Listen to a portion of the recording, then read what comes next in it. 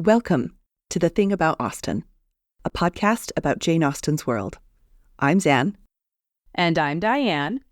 And this episode, we're talking about Astley's Amphitheatre.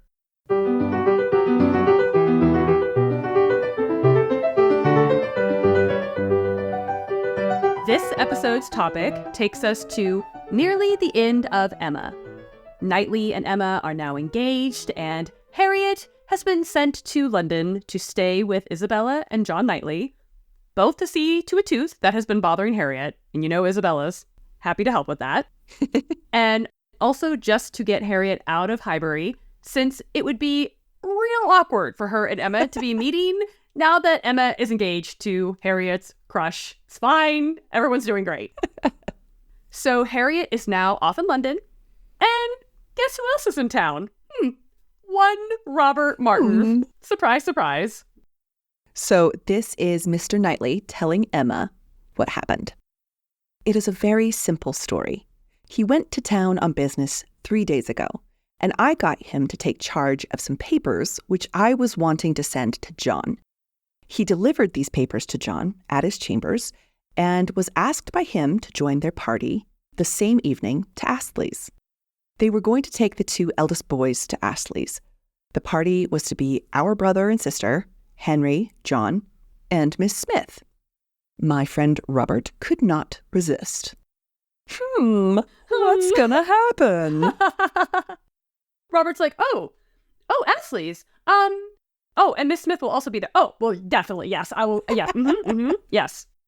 Oh, goodness, I love it. If he was at all on the fence, he was like, yes, I would love to see some horse riding. Please and thank you. I would love to see Astley's. Exactly. Yes. To start us off, we'll give a broad definition and history of Astley's before getting into a more detailed background and how it ties back into Austen's work.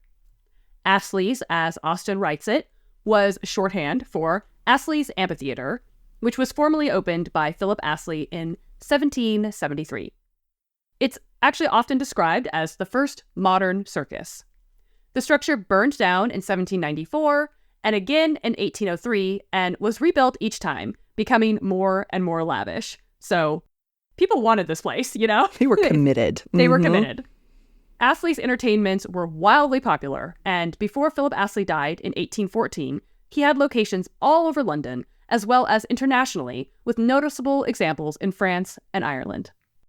The entertainment largely revolved around trick-riding horses in what became known as hippodrama, or equestrian-based melodramas. Performances often depicted famous battles like Waterloo or the Battle of Agincourt. After Astley's death, his son John continued the performances, and Astley's, as a theatre, subsequently passed to several managers throughout the 19th century, including Dion Boucicault for my Irish lit people, and it closed in 1893 and ultimately was demolished in 1895. So that was the big picture, but let's get into a bit more detail, starting with some background on Philip Astley, the person. So he was born in 1742 in Newcastle under Lyme as the son of a cabinet maker. In 1759, at the age of 17, he enlisted in the 15th Light Dragoons, the 1st Light Cavalry Regiment of the British Army, and fought in the 7 Years' War. Astley was a large man for his time, standing over 6 feet tall. And according to Marius Quint's biography of Astley in the Oxford Dictionary of National Biography, he, quote, exceeded the regimental height limit by some 6 inches, but was quickly noted for his exceptional talent at riding and breaking horses, as well as his good looks and powerful bearing. That's a nice comment, you know? Yeah, okay. What a good-looking compliment. soldier. All right. Astley's fantastic equestrian skills, developed during his military career, were at the heart of his success as a showman and entrepreneur. According to Quint, quote, a series of dramatic rescues and daring captures in battle at Emsdorf, Freiburg, and elsewhere earned him promotion to the rank of sergeant major in 1763, along with presentation to George III. He left the army in 1764, and according to some sources, his commander gifted him a white regimental horse as an additional thanks. By 1767, he was working as a groom and advertiser for a riding school in Islington, near London. This combination of horseman and advertiser turned out to be the real impetus for his later success as an entertainer. He was learning some things. Mm-hmm. In 1768, Astley opened his own riding school in a fenced-off field in Lambeth. Monica Matfield, in her book, Becoming Centaur, 18th Century Masculinity and English Horsemanship. Great title. I love it. Quote, the amphitheatre opened its doors for the instruction of horses and humans of all genders and ages, while providing the stage for weekly horse auctions. Astley's riding techniques would later be published in his book in 1801 titled Astley's System of Equestrian Education, exhibiting the beauties and defects of the horse. And his methods generally emphasized a concept of cadence between rider and horse, and used elements of trick riding as foundational principles for all riders, regardless of what your purpose for riding would be. He also never lost sight of his past as a soldier and often considered his riding school something like a training ground for potential cavalry soldiers. While Astley taught in the riding school in the mornings, he spent the afternoons putting on trick riding performances. So, business in the morning, fun in the afternoon. Astley was far from the first trick rider to exist. However, he did make meaningful contributions to the art. For example, Astley is credited with discovering that the ideal size for a riding ring is 42 feet in diameter. This ring size, which is still standard today, created enough centrifugal force to help with balance on the horse and generate the additional gravity needed to push the rider into the horse's back. So we got physics going on here. I know. And it's wild that physics stands up after this 200 years ago that this dude was like, this is the ideal ring. He figured it out. I think that's so cool. Astley's greatest contribution, however, was his very real talent for creating stories and spectacles around these feats, which accounts for his fame. So he knew how to really turn it into a show. Mm-hmm. Yeah, not just really accomplished, but let's turn this into something that people will pay for. Let's turn this into something that compels audiences. So one example of his first spectacles, according to Quint, had Astley billing himself as, quote, the English hussar, and, quote, promised such feats as straddling 2 cantering and jumping horses doing headstands on a pint pot on the saddle, and a parody of riding by a foppish tailor. Easy stuff. Easy writing stuff. Oh, yeah. We can all do this, right? No problem. Mm-hmm. In this act, according to Steve Ward's book, Father of the Modern Circus, Billy Buttons, The Life and Times of Philip Astley, quote, Astley would appear in some form of comic costume, disguised as Billy Buttons, the tailor. The horse would be standing still, but when Billy Buttons tried to mount, it would walk off, leaving him flat on his face. This would have been repeated several times. And so the routine continues, each time the horse getting the better of the rider, until eventually Billy Buttons chases the horse around the arena, only to end up being chased by the horse. Finally, he manages to mount, reveals himself as Philip Astley, and continues with his exhibitions. It was a very popular routine and has continued to be so throughout the ages, appearing in numerous versions in many circuses. So, big reveal. Very exciting. Yeah. Well, and recognizable shtick, really, at this point. So these performances gained a lot of traction and became a bit of a family affair. Patty Astley, his wife, was also an accomplished horsewoman, and so she would collect the admission fees, which were 6 pence for admission or a shilling for a seat. And then she would hop up on one of the horses and do some of her own stunts. And even later, in later years, their son, John, also became one of the core performers. So just wildly talented equestrian family. These people knew their horses, for sure. Mm-hmm. They also started to include a bit more spectacle in their performances as they gained traction. Gotta up the game a little bit. According to Monica Hall in A Visitor's Guide to Georgian England, Astley, quote, also subsequently realized that other amusements in between the acts of dashing horses and acrobatic riders might be a profitable idea. Bring on the clowns and jugglers, music, dancing dogs, and eventually more exotic animals. There's a lot going on now. Yeah, dancing dogs. I mean, I'm in. And so this tactic drew the crowds and their money. And in the first year, they were reputed to have made something like 40 guineas a day. As context, according to Ward, quote, his audience must have been quite large. If everyone paid 1 shilling as advertised, then it would have been at least 800 people. If they all paid 6 pence each, then the crowd would have been about 1,600. So we could estimate that somewhere in the region of 1,000 people per performance were watching his shows. Yeah, so this was a very popular attraction. Yes.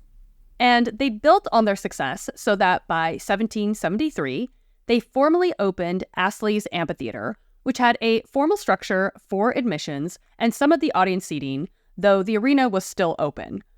By 1780, Astley had built up an enclosed structure around his arena so audiences could enjoy the performances in any weather.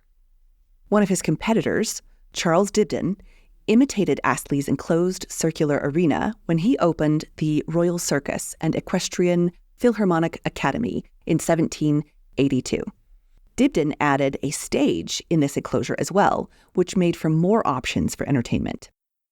When Astley's burned down in 1794, he rebuilt and opened the Royal Amphitheatre a year later, and it copied Dibdin's edition of the stage, so there was a circus ring as well as a stage. But he also included 2 ramps that connected the stage and arena so that he could do even more with both spaces. According to the Victoria and Albert Museum's post, The Story of the Circus, quote, this was an ingenious design which heightened the possibilities for tricks and dramatic effect. The audience could sit close to the ring with horses swishing past their faces as they cantered up a ramp just a few inches away. So, like, exciting, you know? What a thrill! Uh-huh. I would not I'm too reserved. There's a part of me that's like, I don't want to be that close to a racing horse. Thank you very much. That's fair. Yeah, it's fair. But I can see the appeal for some. Like, I definitely understand that there's something about that proximity to the action that would really draw a crowd. You'll take one of the nosebleed seats up in the back. Yes, please. Yes, please. After the amphitheater burned down again in 1804, Astley again made changes to the staging, reinforcing everything to carry the weight of even more horses. And according to the V&A, quote, each time the theater was rebuilt, the interior became more ornate. Astley also continued to collect new acts from home and abroad, with clowns, rope walkers, and tumblers complementing the equestrian entertainment. There is so much more we could talk about when it comes to Astley's. We could talk about the fact that Astley performed for both English and French royalty. We could talk about how his amphitheater in Dublin was a political debacle, since Astley's insisted on putting on performances that were overtly pro-British, even in the wake of the failed Irish Rebellion of 1798. So, not your best idea. And we could talk about all the legal and political maneuvering around the theater during this period, since this amphitheater didn't fit neatly into the definitions and restrictions of the age, and was therefore designated as a minor illegitimate theater. So there's so much we could talk about, but we thought we'd round out our discussion with just a few descriptions of some of the spectacles and riding tricks that one could expect if one attended Astley's. So here's an example from an advertisement for the show in 1772.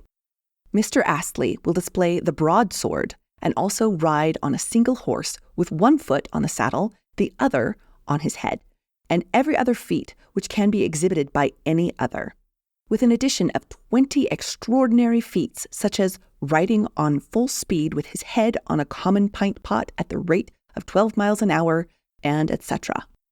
Whew. Woo, yeah. I'm tired just thinking about that. Yeah, and that was kind of like the standard where it's like, okay, you can expect 20 to 50 horse riding tricks that we're going to show. We're just going to give you like a little tiny little smattering here in the publicity. Another description from a 1768 manuscript reads, among his performances are sweeping the ground with his hands and elbows, picking up a half-crown piece or large weight, carbine, pistol, and sword from the ground, all on full speed. His manner, offense and defense sword in hand, as in real action, several cuts at arm's length over the horse's head on full speed. So just swords flying in the air. Flying leaps over the bar on 1 and 2 horses, with several other feats of activity, which were never before exhibited but by himself. Pretty much any kind of just like wild feats of acrobatics that you could imagine on a horse. Astley tried that, you know? Oh, yeah. Yeah. Well, and you can tell that, like, even in just the salesmanship of what's going on here, where they're just going to tell you, like, there's danger, there's full speed, there's, you know, like, things that should not be attempted. Come watch us do it. Not in a million years could you convince me to attempt any of this. Like, no thanks. So let's bring all of this back to Austen's novel and how Astley shows up in Emma. First, it is fun to speculate when and where the Knightleys attended, since there are a lot more options than are immediately obvious. Paula Byrne does a bit of the speculation in her doctoral thesis, Jane Austen and the Theatre. She points out that most people assume that Austen is referring specifically to the amphitheatre in Lambeth, that first site. However, Astley also had a theatre in the Strand called the Olympic Pavilion, or Astley's Pavilion, and they had a bunch of different names for it as well. So this might have also been where the Knightleys attended. She observes, quote, Austen's vagueness about dates in Emma, the theater visit takes place in late summer, and Harriet's marriage to Martin takes place shortly afterwards in late September, opens up the possibility of the references being to either the summer amphitheater in Lambeth or the winter Olympic House off Drury Lane. Strictly speaking, the summer season commenced on Easter Monday and closed about the end of September or the beginning of October. Byrne points out that Austen personally attended the Lambeth Amphitheatre, which she wrote about in a letter to Cassandra in August of 1796. So maybe Austen meant that theatre, since she was more familiar with it. Conversely, Byrne writes, quote, the genteel John Knightleys visit Astley's as a treat for their young boys, and Harriet, on quitting their box, is made uneasy by the size of the crowds, which suggests the superior Olympic Pavilion. Furthermore, the Lambeth Amphitheatre had its own separate entrance for the boxes and the pit, with the gallery entrance 50 yards down the road. So it would be more likely that Harriet would encounter large crowds at the Olympic. The theater could hold 3,000 people. So even though there's like these two options, Byrne ultimately seems to come down on the side of the Olympic, since it was particularly known as a popular place to take children, and part of its draw was that the theater itself was made of the remains of an old naval ship. The deck of the ship was actually the main stage, and so I can definitely see why that would spark the imagination for young children. Yeah, I want to go to that. That's like an extra level of like, this is designed for kids, basically. Oh, yeah. Yeah. Regardless of the specificity of the venue, this scene in Emma is such an unsung moment of matchmaking by the Knightley brothers, at least according to us here on this podcast, okay? This is something we believe deeply, okay? Mm-hmm. We understand that this is open to interpretation, but hear us out. So first, we have Mr. George Knightley sending Robert Martin to London to give John Knightley some papers where Harriet just happens to be a guest, like, you know, like, oh, I've got some business to attend to. Would you mind just dropping these off? It's fine. And we get that phrasing, quote, I got him to take charge of some papers which I was wanting to send. Some papers, just some papers. Was Robert Martin the only person who could have taken care of this? I don't know. Right, right. We just think there might be a hint of a maneuver here, you know? Just That's what we're saying. Right.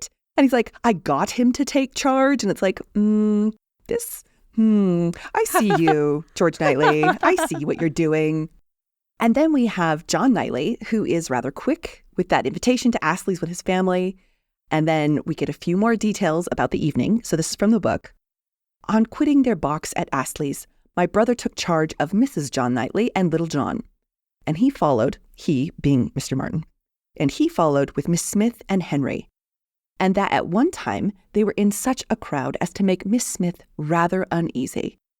Like, there's just something like where, you know, Robert Martin gets to be protective and he gets to be like taking charge. Like, oh, okay, I've got Isabella. You just watch out. Can you take care of Harriet? Would you mind? You take care of her in this large crowd where she's going to need help. Just could you do that for me? Get you? Yep. This is what we have decided. Just let us have this, okay? We need this. We really are into the idea of matchmaking nightly bros. We really deeply. I'm invested in this very, very deeply. Uh-huh. Then after that trip to Astley's, John's like, hey, why don't you come over for dinner? So, like, yeah. It just feels like there's kind of like, hey, this guy seems like he was really interested in you at Astley's. Let's also invite him over for dinner. So at this dinner the next day, Mr. Martin feels pretty confident about renewing his proposal. And, everything is settled between him and Harriet, which is very sweet. And this whole proposal scene, like, all we actually get is just that he found an opportunity of speaking to Harriet and certainly did not speak in vain. She made him, by her acceptance, as happy even as he is deserving. So we don't really know, like, what room it happened in, like, where or how. We just know that at some point at this dinner, he found a moment, presumably that's just the two of them, to propose, but also the idea of this happening, like, during dinner at the nightly residence, and there are just swarms of children around their ankles, whilst Robert Martin, like, awkwardly declares himself, is a very enjoyable image, But this is also potential evidence of, again, Knightley's being savvy, because if they did get a chance to be by themselves, that would have taken some strategy. Like, we're just gonna go to the other, can you go into the other room and just grab that, and then all of a sudden it's just the two of them. Just the two of them. Yeah. Uh-huh. Yep. And then, like, two of the children, like, pop out from behind the curtains. Surprise! I love it. This is what we believe. It's now canon for us. So thank you for letting us have this moment. We appreciate it deeply. But this is such a cute, like, second chance romance setting. To have this happen at Astley's, of all places, is really quite fun. To have it at a circus where it's playful and that sort of thing. And you can just imagine, like, they're, like, starry-eyed and, like, this is so amazing. And then they're also looking at each other like, did you see that? And cute. So cute. And we have, as kind of a parting thought, we have from Paula Byrne, who makes a case for the setting being a very deliberate choice for these two characters that Austen has given us. She writes, given Austen's scrupulous sense of class and realism, and the particular concern in Emma with fine discriminations within social hierarchies, it is by no means fanciful to attach considerable weight to her choice of Astley's for the reconciliation between Harriet and Robert Martin. Precisely because of its status as a minor, illegitimate theater, it was a place where a yeoman farmer and a girl who was without rank, carrying the stain of illegitimacy, we are reminded in the last chapter, could mingle freely with the gentry. So it's the place where all these sorts of things can happen. There's something really kind of cool about this being the place that she sets up for this particular off-screen second chance romance. It's a place where sort of anything can happen, Yeah. Like anything is happening on the stage, like these kind of death-defying tricks, and then anything can be happening in the audience as well. Like, romance. Yes. Astley's in romance. Who would have guessed, basically, is all I'm saying. I mean, we would have, because we were like Nightly Bros matchmaking Right. Yes. Absolutely. Well, if you have ever used an invitation to the circus as an opportunity to play matchmaker, I mean, we definitely want to hear all about it. Like, tell us the entire story. Every single detail. Yes.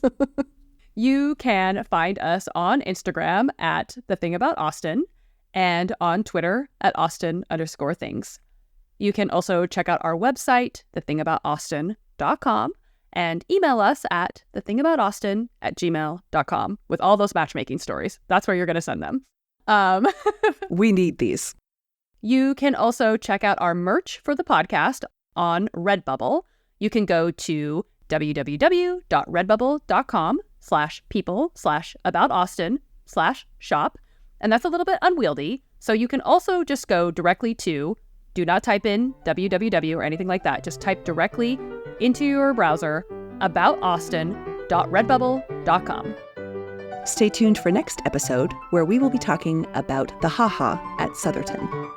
Thanks for listening. Bye.